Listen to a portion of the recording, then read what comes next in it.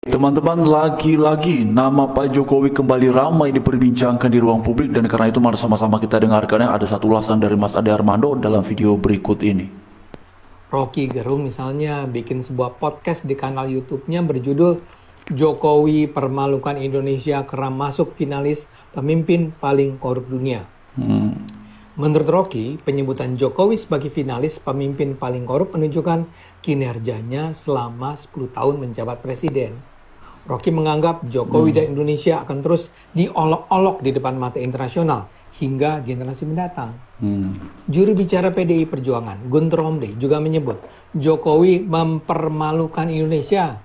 Guntur menyebut laporan OCCRP itu bisa menjadi petunjuk bagi KPK dan penegak hukum lainnya untuk memeriksa Jokowi dan keluarganya. Guntur pun menilai OCCRP pasti punya bukti yang kuat untuk memasukkan Jokowi sebagai seorang pemimpin terkorup di dunia. Ini yang seharusnya dikejar oleh KPK katanya, karena pasti ada korupsi dan kerugian besar keuangan negara dalam kasus ini. Guntur bahkan mengingatkan KPK sebaiknya fokus pada kasus korupsi Jokowi daripada mengkriminalisasi Hasto Kristianto yang bukan pejabat negara dan tidak pernah merugikan keuangan negara sepeser pun. Buat saya, berita Jokowi pemimpin terkorup ini jelas mengejutkan sekaligus mengkhawatirkan. Saya adalah pendukung Jokowi sejak 2012. Saya loyal pada Jokowi, terutama karena saya menganggap dia bersih dari korupsi. Dari informasi yang saya peroleh selama saya jadi politisi, dugaan saya nampaknya tidak berlebihan. Di Indonesia kita kan tidak pernah mendengar satupun kabar bahwa Jokowi terlibat korupsi. Ketika saya mendengar kabar bahwa OCCRP menyebut Jokowi sebagai salah seorang pemimpin terkorup, saya merasa jangan-jangan saya tertipu selama ini. Karena itulah saya membaca langsung website OCCRP. Dan dengan cepat, hanya dengan membaca sebagian konten mereka, saya bisa langsung tahu kabar bahwa OCCRP menempatkan Jokowi dalam daftar pemimpin terkorup di dunia adalah bohong. Fake news. LSM International itu memang membuat sebuah laporan tentang siapa yang layak disebut sebagai pemimpin terkorup di dunia. Yang dinobatkan sebagai Person of the Year adalah pemimpin Suriah yang baru saja digulingkan, Bashar al-Assad. Tapi mereka tidak membuat investigasi tentang Jokowi. Lantas kenapa nama Jokowi disebut-sebut? Menurut dugaan saya ini adalah rekayasa yang dikomandani gerakan anti Jokowi di Indonesia. Mereka dengan sengaja men-spin laporan OCCRP yang asli, menuliskannya dalam bahasa Indonesia sehingga seolah-olah OCCRP menyebut Jokowi adalah pemimpin korup dan lantas menyebarkannya kepada jaringan wartawan di Indonesia. Saya tidak ingin menuduh para wartawan dari Kompas, Tempo, dan lain-lain dengan sengaja menyebar kabar bohong ya.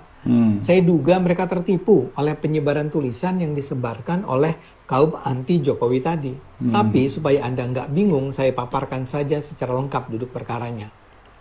Salah satu cara OCCRP menentukan siapa yang layak menjadi pemimpin terkorup di dunia adalah dengan mengundang para pembaca dan wartawan di seluruh dunia untuk mencalonkan nama-nama yang layak disebut sebagai Person of the Year mereka. Siapapun bisa mengirimkan nama-nama yang dianggap pemimpin paling korup. Ternyata di Indonesia, ajakan OCCRP ini disambut gembira oleh kaum anti Jokowi. Sejak 23 November tercatat postingan dari berbagai netizen di Indonesia yang mengajak sesama netizen lainnya untuk memasukkan nama Jokowi dalam polling online ini. Akun @pejabrut misalnya menulis, mari kita vote dan dorong Jokowi untuk memenangkan nominasi ini. Ada pula Tommy Shelby yang mengirimkan formulir isian OCCRP dengan pesan, luangkan waktumu untuk memberi nominasi kepada Mulyono. Hayat Targayan menulis, Jokowi needs your vote now. Atau Partai Burung Galak yang berseru, ayo para cebong pecinta paduka yang gak mulia Mulyono, dukunglah beliau menjadi nomor 1 di dunia. Postingan-postingan itu mengalir setiap hari. Banyak darinya yang disebar oleh para kawan-kawan netizen lainnya.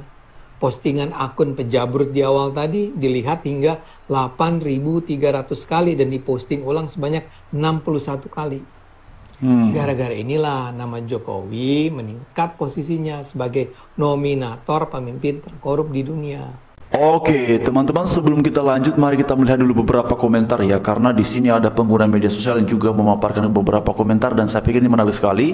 Di antaranya di sini ada seseorang yang menuliskan, ini namanya Bekti Pangestuti ya, 3778. Saya tinggal di Belgia, saya bingung ya dengan berita-berita yang tersebar di tanah air, yang seringkali nggak sinkron dan nggak sama dengan berita di luar negeri. Salah satunya adalah berita ini tentang Jokowi yang berada dalam daftar orang terkorup di dunia.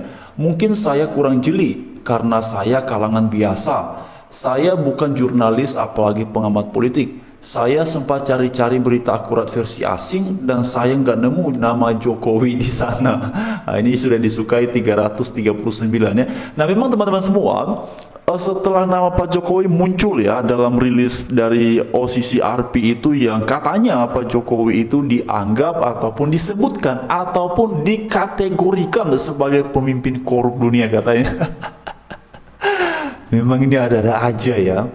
Ya, dan benar tadi yang disampaikan oleh Mas Ade Armando itu langsung disambut gembira ya, langsung disambut riah oleh mereka-mereka yang selama ini memang sudah pada dasarnya adalah kaum yang berseberangan dengan Jokowi, dengan keluarganya seperti yang tadi disebutkan oleh Ade Armando. Di antaranya adalah Rocky Gerung, juga siapa tadi satu itu yang jubir dari PDIP itu ya.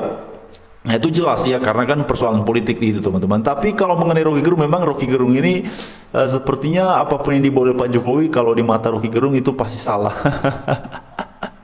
Ya, jadi memang ini menarik teman-teman. Mari kita lihat dulu ya beberapa komentar lagi sih. Terima kasih Mas Ade atas penjelasannya. Saya sendiri orang tidak percaya Pak Jokowi terkorup. Ya benar ya, karena begini teman-teman semua.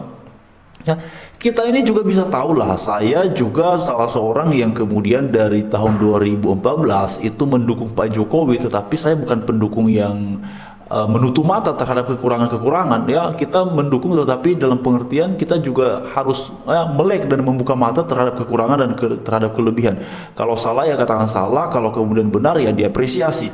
Tetapi kemudian yang menjadi menariknya adalah kalau Pak Jokowi itu dianggap sebagai pemimpin terkorup, kira-kira apa yang beliau korupsikan? Bahkan, teman-teman semua kalau ingat ya, di dalam pidato-pidato yang disampaikan oleh Presiden ke-8 RI hari ini, yaitu Pak Prabowo Subianto, justru beliau itu menyampaikan beberapa kali pujian terhadap Pak Jokowi mengenai kontribusi beliau selama memimpin, bahkan termasuk pada masa kita melewati pandemi ya pada beberapa tahun yang lalu itu 2020-2021 itu teman-teman ya.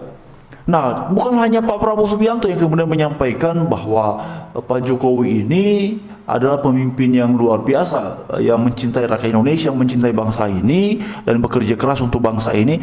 Juga menjelang Pak Jokowi turun ataupun selesai masa jabatannya di periode yang kedua, itu kan sudah ada survei, dan ternyata tingkat kepuasan terhadap kinerja Pak Jokowi itu berada pada angka 75%. Itu tinggi sekali ya. Nah, kalau kita lihat teman-teman semua, 75% itu kan angka yang sangat tinggi ya.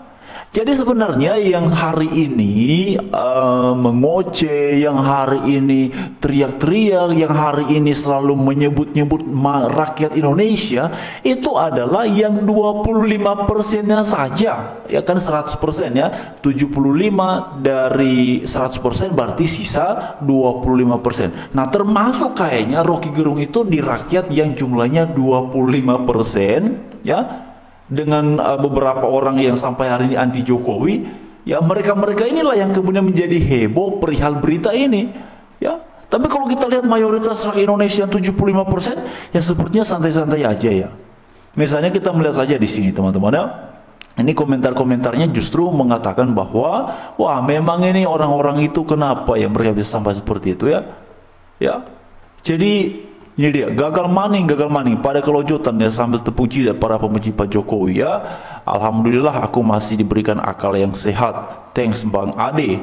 Jadi memang teman-teman semua, saya heran ya, saya jadi ingat apa yang disampaikan oleh Bu Irma Caniago ya. Jadi beliau tuh bilang begini, menjadi oposisi itu haruslah yang seseorang ya negarawan dan nasionalis. Jadi ketika kemudian ada hal-hal yang baik yang dilakukan oleh pemerintah, itu perlu diapresiasi. Tapi manakala ada kesalahan, ada ketidakbenaran, ada ketidakadilan, maka itu harus dikritisi, ya, dan harus dikoreksi penggunaan kekuasaan itu. Nah, itu menarik. Tetapi selama ini yang kalau kita lihat ya, orang-orang yang beroposisi ataupun berada di luar dari lingkaran Pak Jokowi itu adalah orang-orang yang sebenarnya bukan negarawan, bukan nasionalis, nggak punya kontribusi apa-apa yang jelas untuk bangsa ini, tapi mengocehnya. Ya, waduh, itu udah kayak orang paling benar ya, udah kayak orang yang punya kontribusi besar bagi bangsa ini. Sebenarnya ada gunanya orang-orang seperti ini juga sih, ya. Yang pertama gunanya apa? Ya, satu, hiburan di masyarakat. Yang kedua, ya, juga sebagai semacam apa ya, pengingat ya, agar Pak Jokowi pada masa 2 periode yang lalu itu juga menggunakan kekuasaan dengan secara berhati-hati. Tapi sebenarnya kalau mau benar-benar ya, mereka-mereka yang mengkritisi Pak Jokowi selama ini itu adalah orang-orang yang peduli terhadap bangsa ini. Coba kita cek dulu ya, track record dari orang-orang ini kira-kira apakah mereka punya sesuatu yang sudah mereka kontribusikan untuk bangsa ini. Dan kalau mereka sering bicara bahwa mereka bicara atas nama rakyat, mereka bicara atas nama masyarakat Indonesia, sebenarnya sederhana aja. Kalau Anda yakin didukung oleh mayoritas rakyat Indonesia seperti yang kerap kali Anda cuap-cuapkan itu, maka sederhana saja pada masa pilkada, pada masa pilpres, silakan Anda ikut kompetisi mencalonkan diri ataupun nyatakan dukungan kepada paslon-paslon tertentu. Apakah klaim-klaim Anda selama ini akan terbukti Anda bicara atas nama rakyat?